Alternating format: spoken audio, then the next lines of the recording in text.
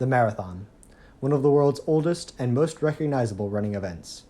The race runs 26.2 miles and attracts over 1 million participants every year from all across the globe to run in different races.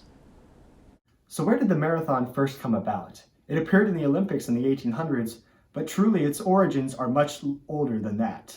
In 5th century BC, the Persians were raging across the Middle East, and that is where the marathon first came from.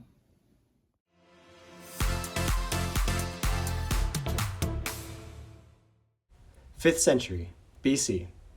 The Persian Empire rages across the Middle East, enslaving more and more troops as they go. Many rise up and try to revolt against it, specifically the Ionians in modern-day Turkey.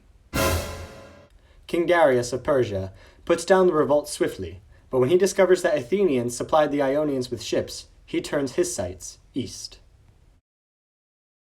The Persians landed at Marathon with about 25,000 troops of mixed infantry and cavalry. However, the Athenians managed to muster only about 10,000 troops, plus 1,000 sent from Plataea. The Athenians would need more than that if they were going to stop the Persian troops. They needed an unstoppable ally.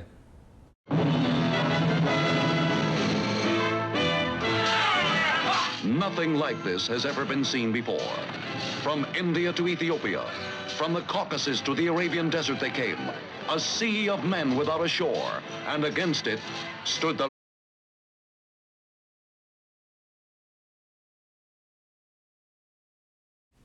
Even back then, the Spartans were world-renowned for their ruthlessness and efficiency in battle. So naturally, the Athenians sent word for their help. Back in the 4th century BC, couriers were often used to deliver messages from city to city. They often ran on foot from each place, days on end. Pheidippides made the 150-mile run to Sparta in just 2 days. However, when he got there, Sparta was unable to send allies to them since they were engaged in ceremonies, and by law, they were not allowed to send troops. The Athenians would just have to make do with the meager 11,000 troops that they had. Luckily, the Athenians had the high ground, an advantageous position. The Athenians also arrived just as the Persians were setting up camp on the beach. The result was a stalemate that lasted almost 8 days, with neither side willing to leave their defensive positions. On the 9th day of the stalemate, the Athenians received word from Pheidippides, an Athenian courier, that Eritrea had fallen victim to the Persians. This meant that the Persians could receive reinforcements at any minute, and the Athenians would be surrounded. It was now or never. The Greek army charged down the hill at full speed at the Persians. The Athenian leader, Pheidippides, seemed to have been crazy for attempting such a daring attack. Pheidippides, however, had a very strict battle plan. He weakened his center forces and strengthened his flanks. That way, when the two collided, the Persians pushed back the center of his forces. And as the Persian center pushed against his flanks pushed back on their flanks, surrounding the Persian center in his forces and forcing them into a hasty retreat back towards their boats on the sea. The fleeing ships, however, were not retreating back to Persia, but they were instead sailing towards Athens. Pheidippides realized that if they got there before they did, then it would mean that they could make Athens surrender without even a fight, because Athens wouldn't know that they had won at the Battle of Marathon.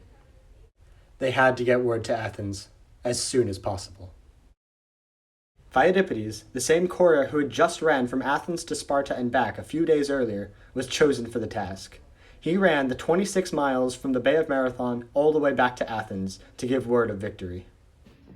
Pheidippides made it to Athens with plenty of time to spare, but he was exhausted from the days of travel. When he fell to his knees in the Athenian court, he managed to mutter his dying words, "Nikomen, rejoice, we won."